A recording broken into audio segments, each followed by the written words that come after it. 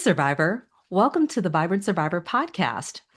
As many survivors, we spend years focusing on emotional healing, therapy, talk therapy, holistic therapies, other healing modalities, boundary work, and other things on our recovery journeys. But what role does physical health and nutrition play in healing chronic stress and trauma? Joining me today on Vibrant Survivor is Dr. Scott Stoll. Dr. Stoll is co-founder of the Plantrition Project. He is a visionary international leader in lifestyle medicine, whole person health, and regenerative healing. He is a board-certified physician specializing in sports and regenerative musculoskeletal medicine. Say that 10 times fast.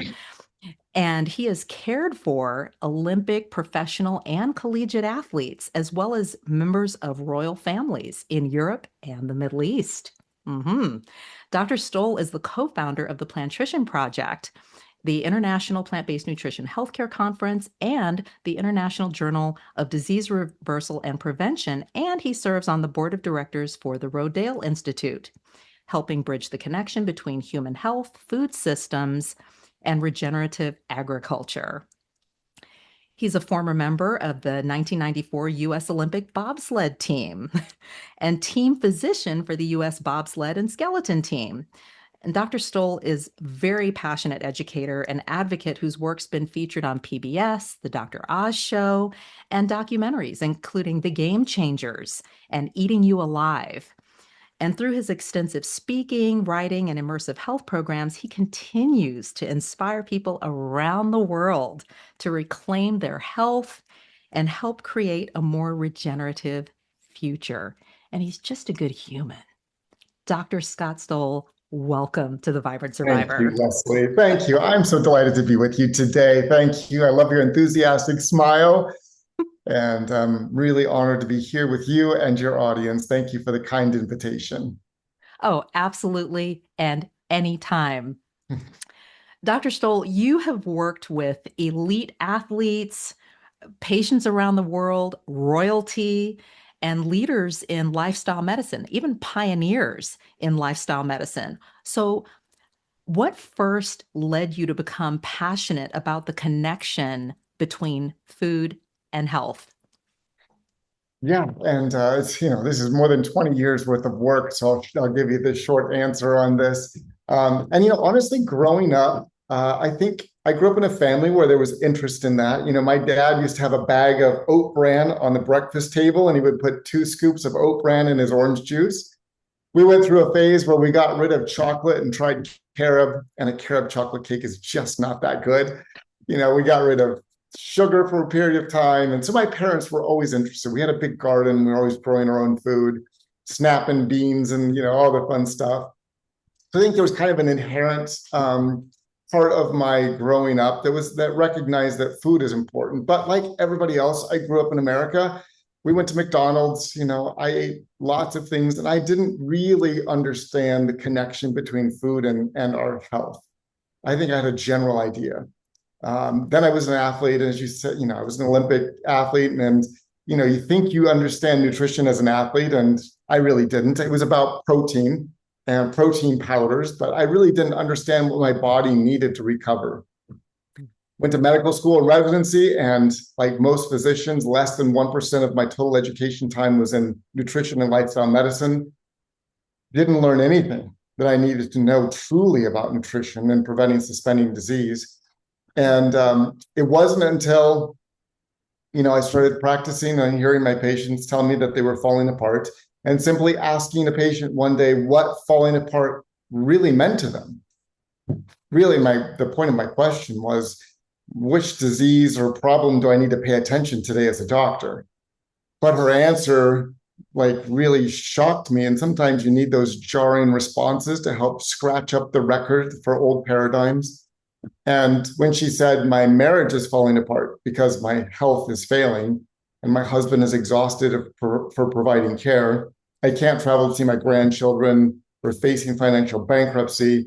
It was in that moment that I realized there's something more here that I don't know. And then with tears in her eyes, she said to me, "Can you help me?" And that was the first time in my practice of medicine that I had nothing to reach for to help her. I've been well trained in writing prescriptions, ordering tests, interpreting MRIs, doing injections. But in that moment, I realized she was asking me to help her restore her lost quality of life. She was at the end of her rope. Maybe like many people that listen to this podcast, sometimes you feel like you're at the end of the rope. You don't know what else to do. And you look around and you can't find answers and you feel overwhelmed and hopeless. And I realized that she was feeling hopeless. And I'm sitting there as the doctor and she's asking for help. And I didn't have resources to offer her. And so I felt very exposed in that moment. And I walked out of the room and I just said, "Scott, what are you going to do to help the next person that tells you they're falling apart and they really need help restoring their lost quality of life?" And it took me on a personal learning journey that ultimately led me down the path of discovering that what we put on our plate is far more impactful and powerful than I could have ever imagined. And the way that we make simple choices around our lifestyle has the potential power to completely transform someone's life, to restore lost quality of life, to restore vitality, to restore hope. And so I made a big change. I started using my prescription pad for breakfast, lunch, and dinner after that. Wow. That's amazing. And how did things evolve for your patient? Yes, I mean, first we did it at home with the family and the kids. That's where you always have to start if you're going to try something new to make sure it works out. And yeah, even our kids' health just began to flourish. Um, Things they struggled with, allergies disappeared. And so I began to see things in my practice that I didn't know were possible. In medical school residency, I learned about the mechanisms of disease and what happens. I was never taught that it was possible for those things to heal and be reversed. And so I began to see in my practice patients actually getting well, medications being discontinued, and they got so well that I was beginning to discharge them from my practice. I said, "Gosh, you're healthy. You don't need to see me anymore. In fact, I'll just see you at the farmer's market or somewhere else, but you don't have to come back and see me." I saw lupus, rheumatoid arthritis, all kinds of autoimmune diseases go into remission. I saw people come off all types of type 2 diabetes medications, discontinued and blood sugars normal. I had one patient that couldn't walk to his mailbox without severe chest pain.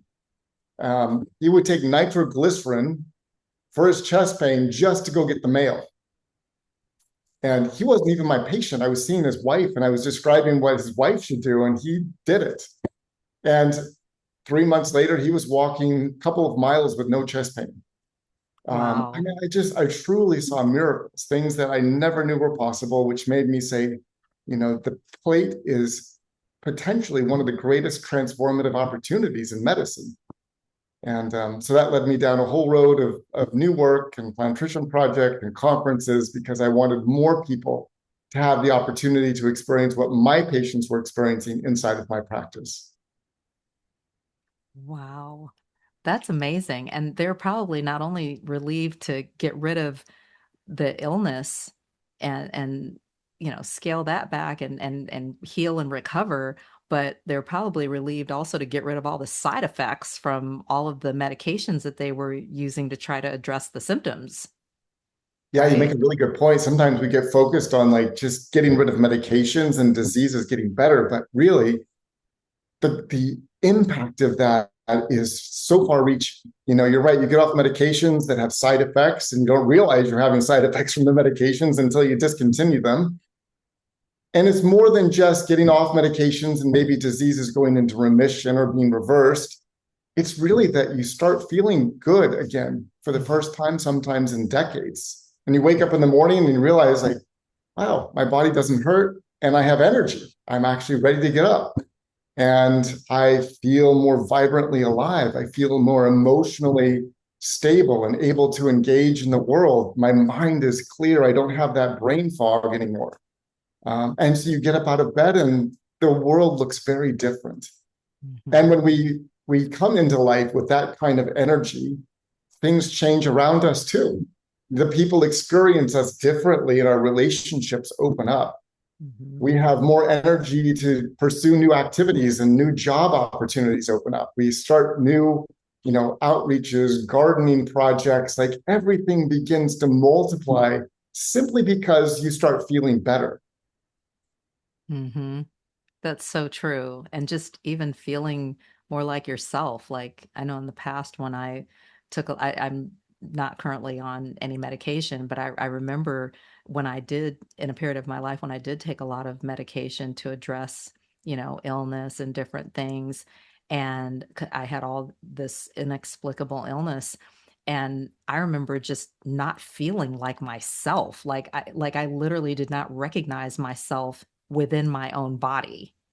And that's a really scary and uncomfortable place to be when you just don't even feel like you don't even know who you are, just even from that standpoint of, taking medication or taking multiple things and then on top of being sick and not knowing what's going on or why or what's at the root of it. So that's really powerful work that you're doing there.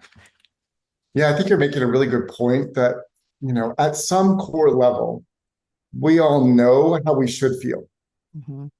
And we at the core level, we know we shouldn't feel this tired, run down, hopeless, sick. Mhm. But because we don't know what else to do, and because the people that we are hoping would have an answer, our doctors or healthcare providers, they don't, we accept it. Mhm. And it becomes kind of a new normal.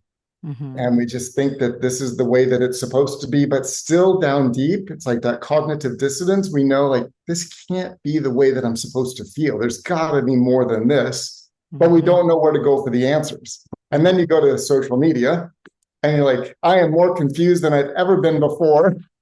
What am I supposed to do? And Yeah. so sometimes we just give up and we live that way, Mhm. but we know we're not supposed to feel that way. That's so true. And a lot of my listeners have lived through years of chronic stress, toxic stress, trauma, narcissistic abuse, and or difficult family dynamics. And talk to us about what happens to the body when we stay in survival mode for far too long. Yeah, and let's talk about the physiology, and then we can dive into kind of how the emotional regulation of that in the nervous system. Yeah, and first, I would just say to anybody that's watching this that is, experiencing still the emotional experience of trauma, that I've been through some of that too, and I know how difficult it is, and I understand and can't imagine how it feels to have years of that weighing on you. And what you're experiencing is your body's natural response to a threat. We have a system that is in place in our body that was designed to respond to threats, that threat physiology, fight, flight, or freeze, which is really designed for survival. And when we encounter a threat, and long ago when we didn't have quite as many threats to our very safety, if you encountered a bear in the woods, this system turns on immediately. And the goal is to get you out of harm's way so that you can live. And so it ramps up two parts of your nervous system. It ramps up the sympathetic nervous system, which is designed to flood your body with these hormones that are going to increase blood supply to the legs and the muscles to allow you to run and to escape. Mhm. It increases your immune system to fight infections or injuries, and it turns off the gut, and it releases cortisol, which is the stress hormone. All of it is designed for short-term survival.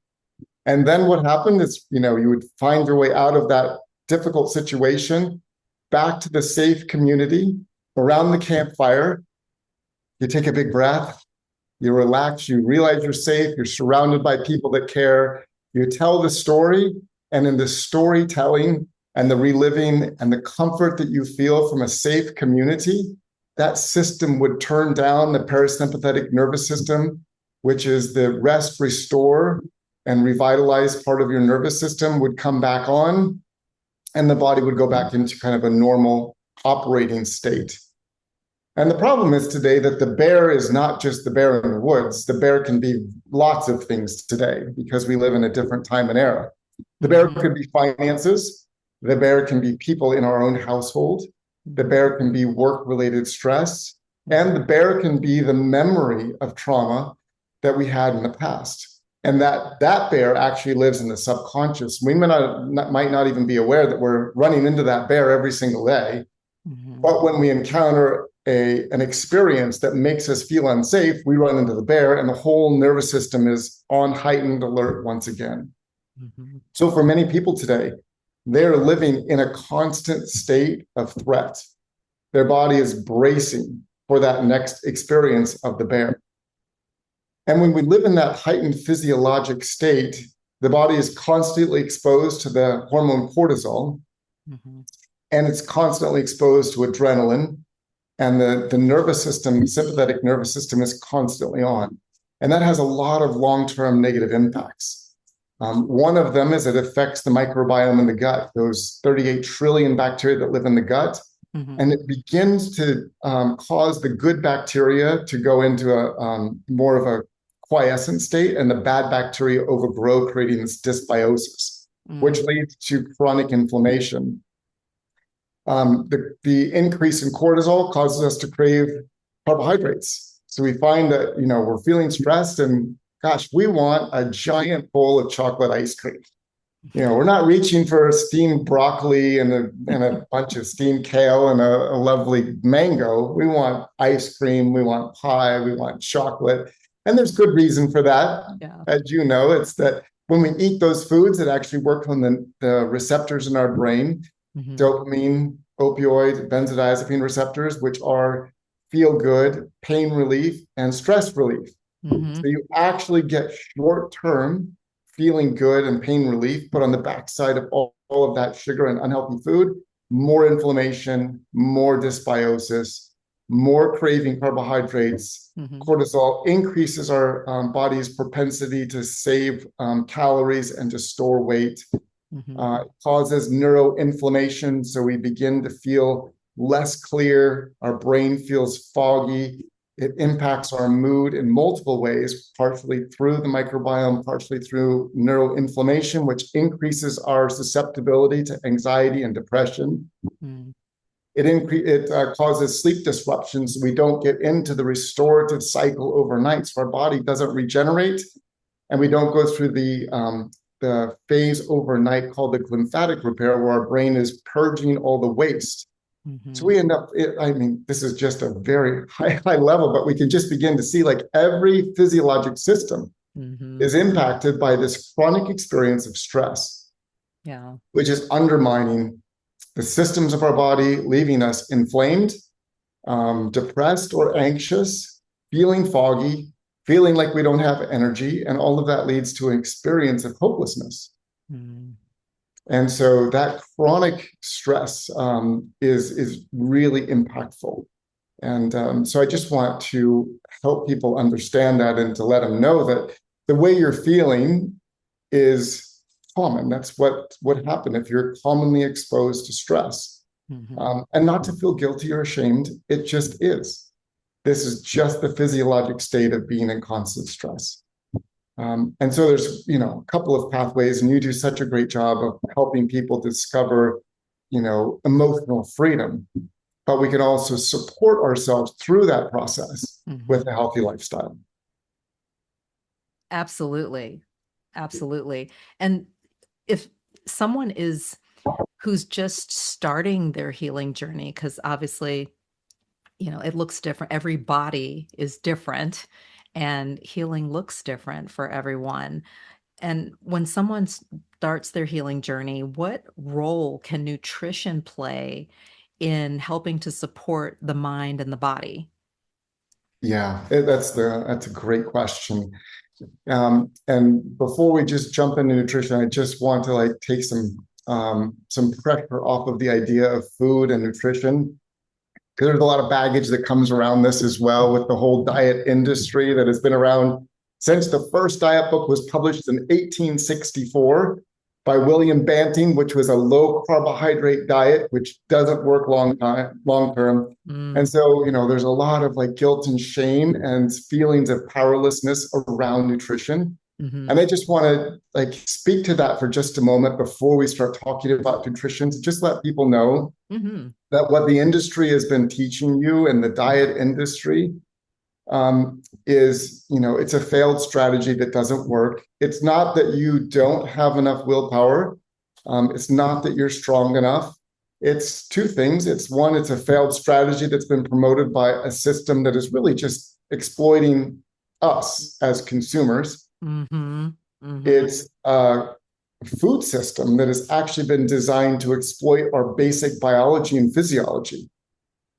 And not to go too deep, but just to let people know that the large food companies hire scientists to create foods that exploit that reward center in our brain that works like alcohol and cigarettes in our brain. mm, And so we don't know they're doing this. We eat the foods, we become, unconscious consumers of these foods that are linking us back to these cravings for foods, and we mhm. become part of the system. So it's, as we talk about food, I want you just to be able to release any guilt or shame in the past, because it is not that you don't have enough power, you don't have enough willpower. You are powerful enough. You have willpower. You just have to understand the system has worked against you.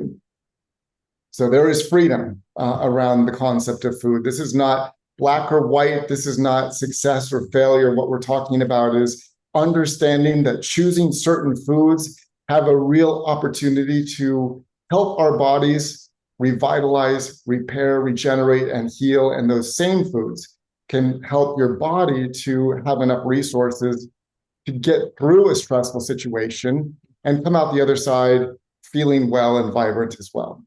I'm going to tell a quick story and then we'll jump in on the nutrition. So I took Oh, care of a please do. patient years ago, and she and her son showed up in my office, and she was in the middle of a horrific divorce. Mm, Leaving somebody that was a abusive, narcissistic person who was making her life hell on earth in as many ways as he possibly could. So she had no money, she had no resources, terrible health care. She and her son were living in a borrowed camper, and she had active rheumatoid arthritis, and her son, who was 19 years old, was on opioid medications for pain. I don't know who started them on that, but wow.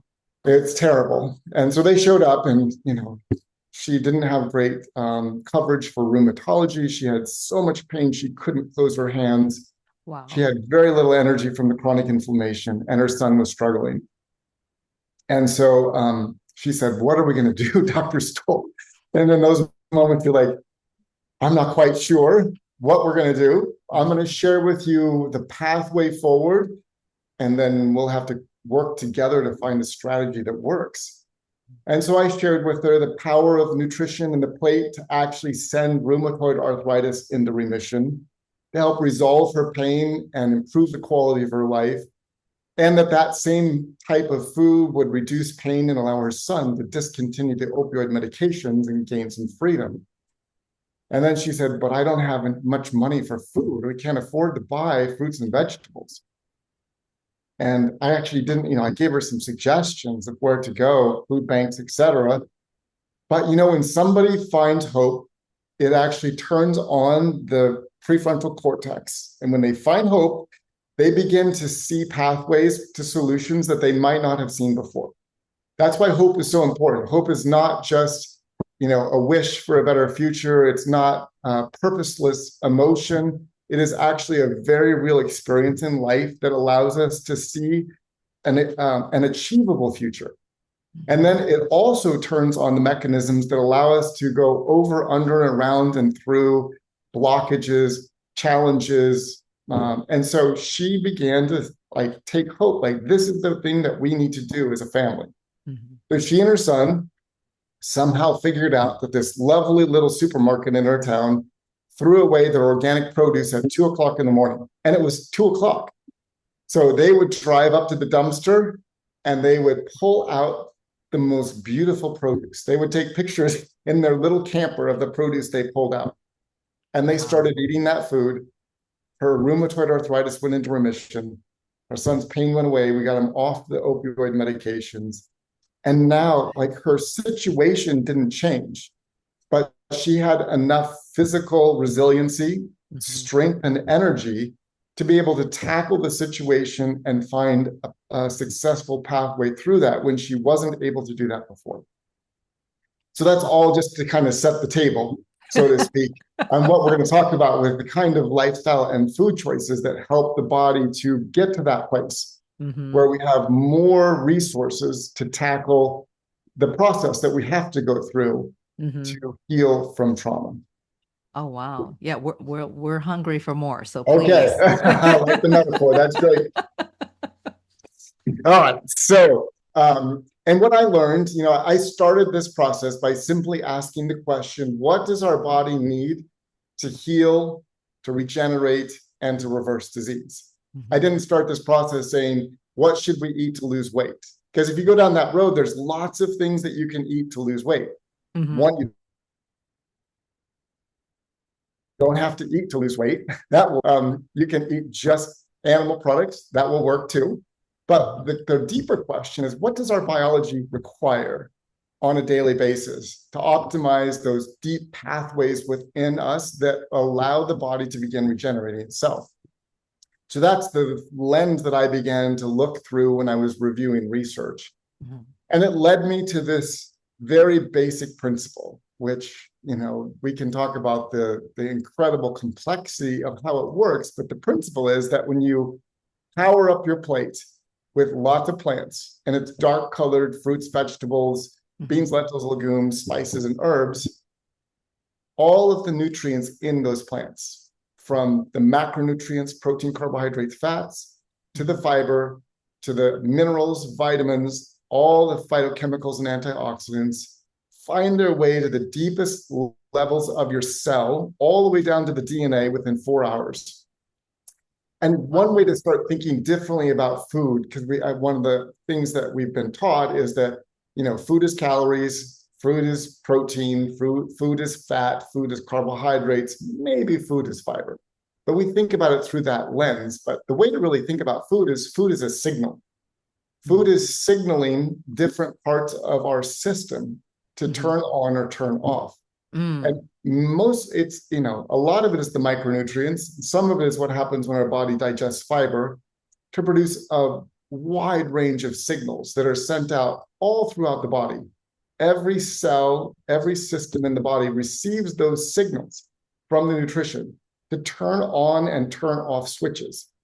So within 2 to 4 hours, the food that you eat is becoming a signaling mechanism throughout your entire body to turn off inflammatory switches and to turn on regenerative switches, to turn on longevity pathways like SIRT1 and AMPK, to turn on regenerative pathways like the stem cells and the fibroblasts. But so it is this mechanism that is working in real time to fine tune the body's natural ability to heal.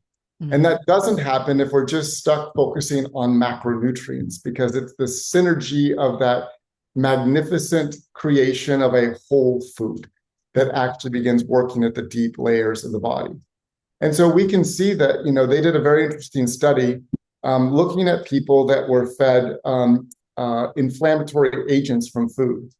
And they found that within 2 to 4 hours, not only did their inflammatory levels go up in 2 to 4 hours, but within the same time frame, their experience of social disconnection and depression peaked at the same 2 to 4 hour mark, which tells us it's creating neuroinflammation and inflamed brain.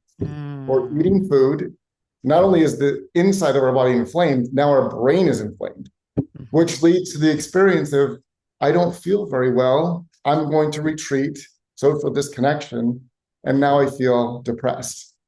Wow. That's the negative signaling. They did another study looking at people that consume dark-colored fruits and vegetables versus light-colored fruits and vegetables over the course of 2 weeks, and found that the people consuming only light-colored fruits and vegetables had an increase of inflammation. over the course of 2 weeks. The people that consumed dark colored fruits and vegetables had a 20% decrease in Wow. inflammation over the same 2 weeks time. And what were can you provide some specific examples of Absolutely. light versus dark? So light colored fruits and vegetables, and it's okay to eat these. I'm just highlighting the fact of signaling and inflammation. So I mean, light colored fruits and vegetables are like pears and apples, Hmm. cucumbers and zucchini, and those are lighter colored fruits and vegetables. Darker Hmm. would be blueberries, raspberries, purple grapes, black beans, turmeric, ginger, darker colored fruits and vegetables, Kale. broccoli, kale, yeah, all the Okay. greens, exactly, versus like an iceberg lettuce.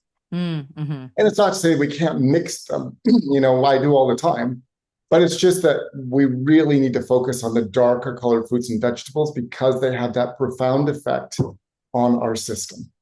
And so Mm-hmm. just to bring it to kind of a close, and I'll let you ask more questions, that that plate is a starting opportunity Mm-hmm. for us to begin moving toward a healthier state physiologically that allows us to then have the energy and mental clarity to continue our healing journey when we're working through trauma and pain.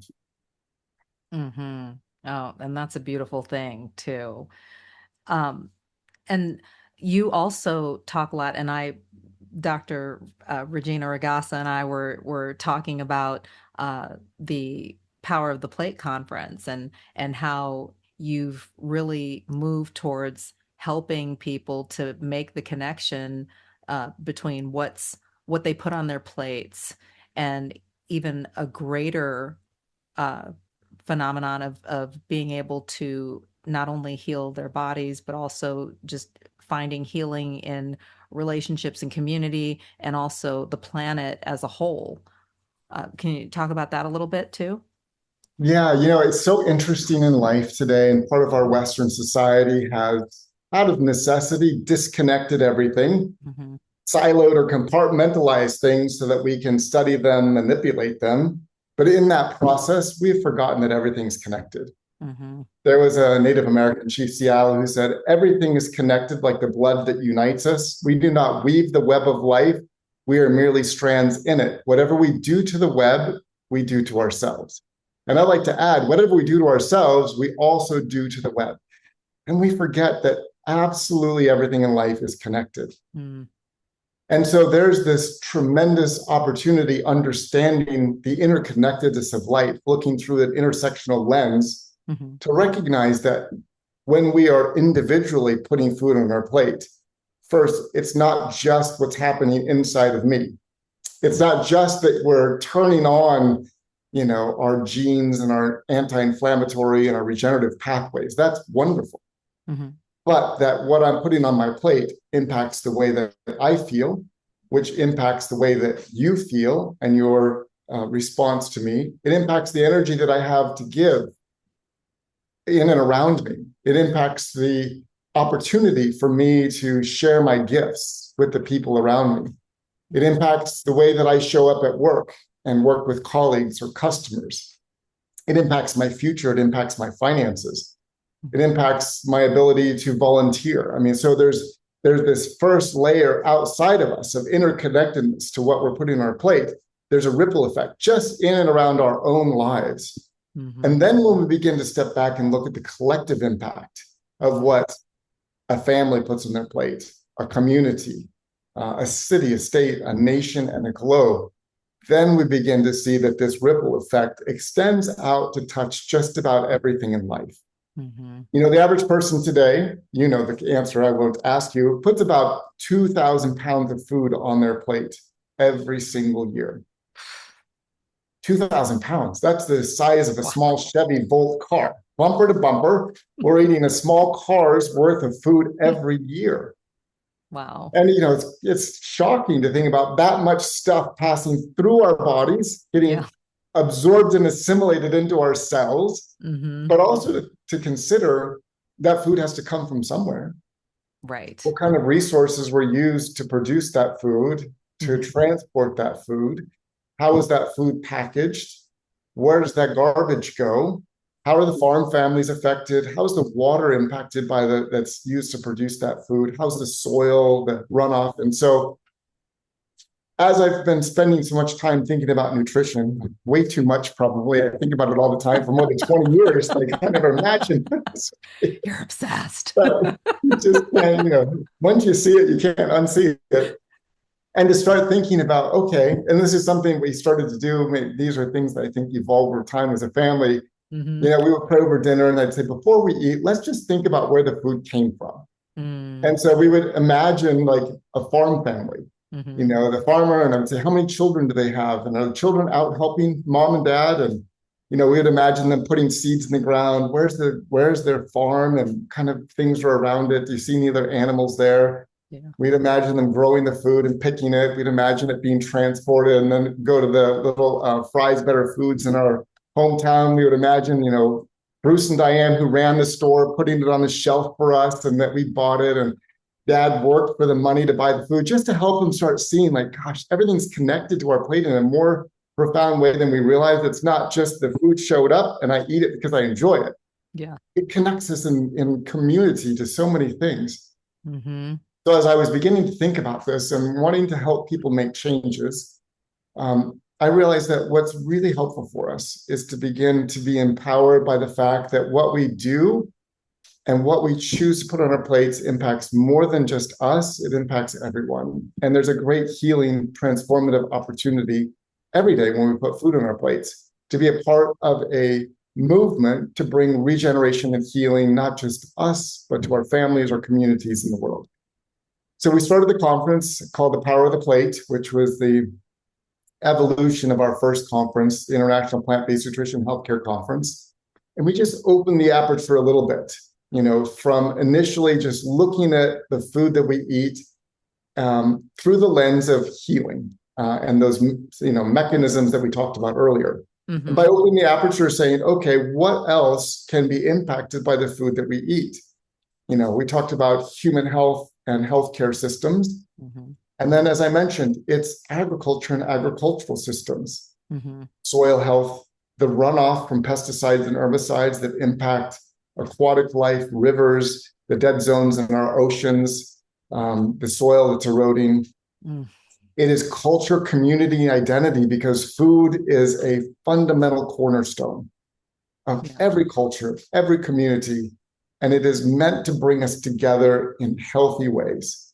Mm-hmm. And so we have to consider that food is fundamental to who we are as people and who we are as a community, and to begin building healthy community and identity around healthy plates.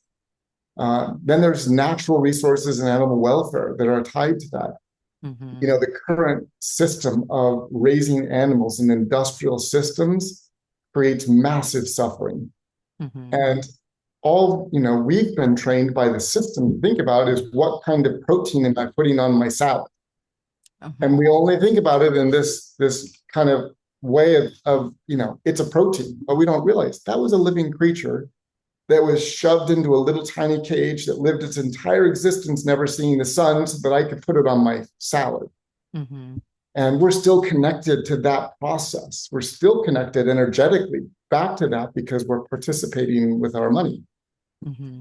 So it would just help us gain awareness of the natural resources, the biodiversity of life that is being eroded as we cut down forests to produce food, and the animals that are also part of that system.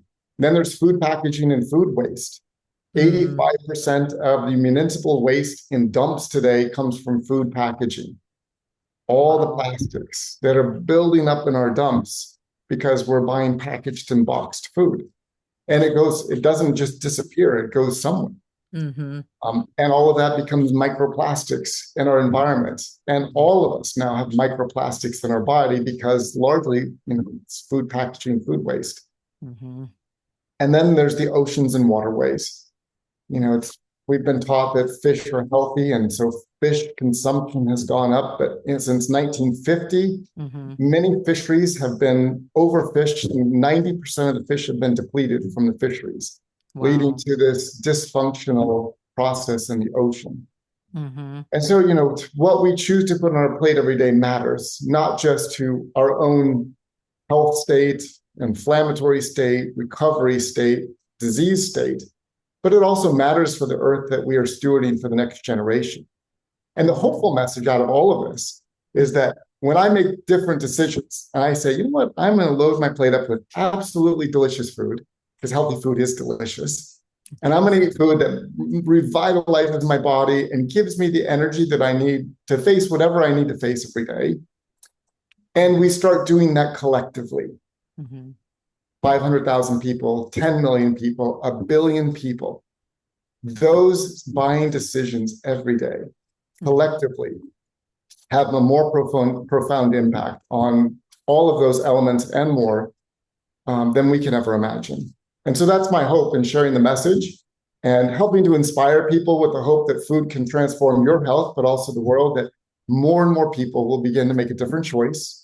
And it's not about perfection. It's not about all or nothing. This is adding more plants to every opportunity we get to our plates, that collectively, as that begins to spread over the world, that we see a revitalization and regeneration. Just like our bodies revitalize and regenerate, so too can the earth. Mm-hmm. That's amazing. And I love your message in that. And as far as for trauma survivors who are listening today, what glimmer of hope can you provide about their ability specifically to be able to heal and reclaim their health and be in that way a part of that solution and system and new way of looking at things? I'm going to start with one thing, then I'll go to the nutrition. And I'll just share this transparently with your audience. You know, I went through a very, very traumatic time in my life 4 years ago. And I can remember sitting on my deck and just about everything in my life had fallen apart. And I had no idea how I was going to put my life back together again. I experienced more pain than I imagined was possible. And I couldn't see a hopeful way out of it. And so I remember sitting there on my deck and I said, God, what am I going to do? And I waited, and God said, I love you. And I said, okay, that's great, but what am I going to do? You know, looking for this pathway out, like, and that's how you feel when you have trauma. Like, it hurts so much. Mm-hmm. You just want relief. You Yes. just want to find some way to move forward. Mm-hmm. And so for 6 months, I sat out there every morning with my tea. And I said, God, what do you want me to know? He said, I love you. And I'm like, I got it, but what am I supposed to do? And then there was one day, Lesley, I was sitting out there with my tea, and I said the same thing. God, what do you want me to know today? And he said, I love you. And it suddenly hit me. Get it.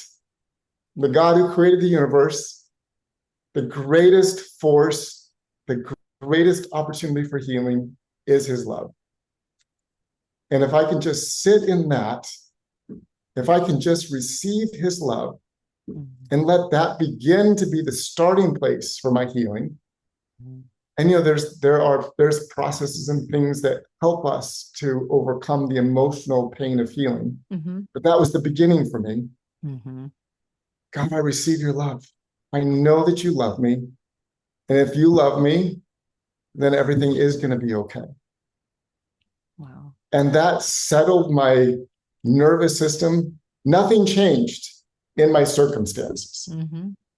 I could step back and look and say, yep, everything is still a mess, Mm-hmm.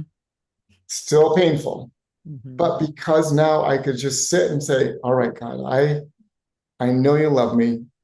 And if you love me, then walking out of this, it's going to be okay.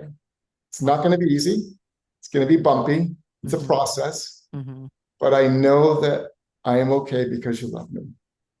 And that brought enough stability in my life that I could move forward in the process. And little by little, because that's what happens with healing. It's not like this. It's like this.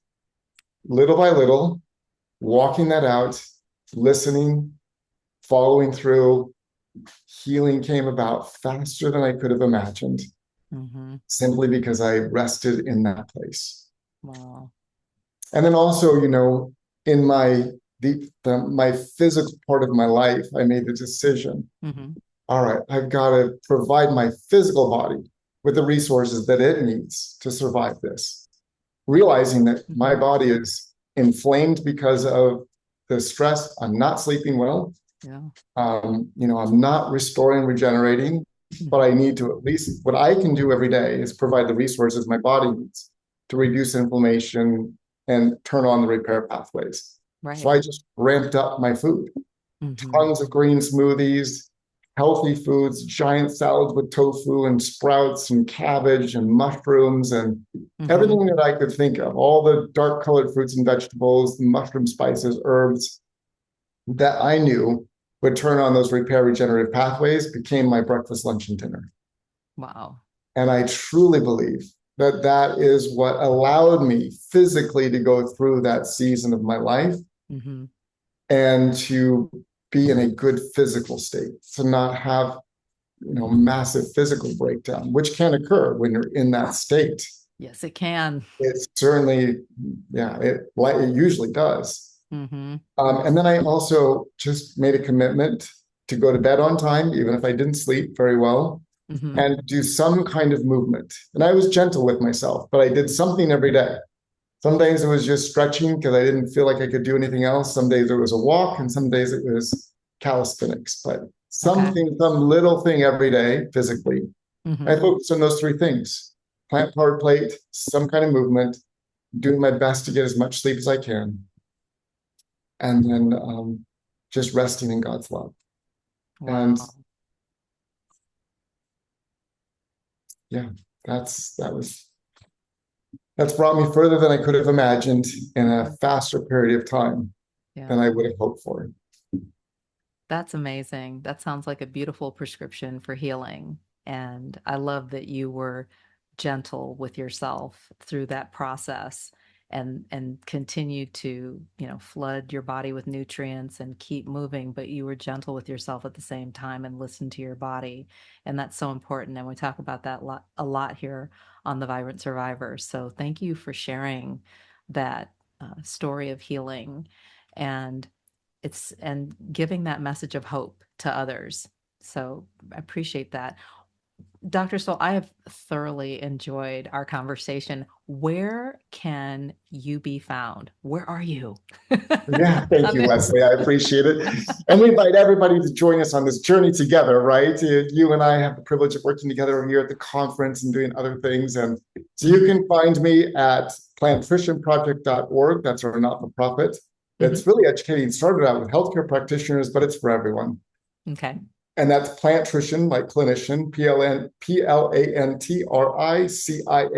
plantnutritionproject.org. Mhm.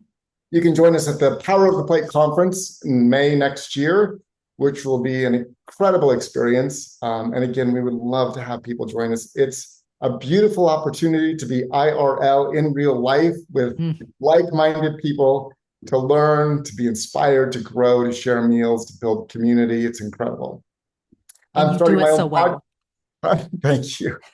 I'm starting my own podcast in August 4th. The first one will launch. It's called Regenerative Life, the Science of Healing and the Power of the Plate. So I would invite everybody to join me there.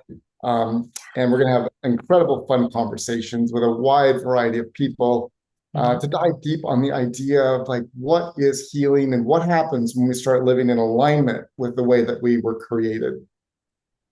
You can find out more online, YouTube. There's lots of teaching there, Mhm. books, but yeah, I'm grateful for the opportunity to connect with you and your audience and sincerely appreciate this invitation. Thank you, Lesley.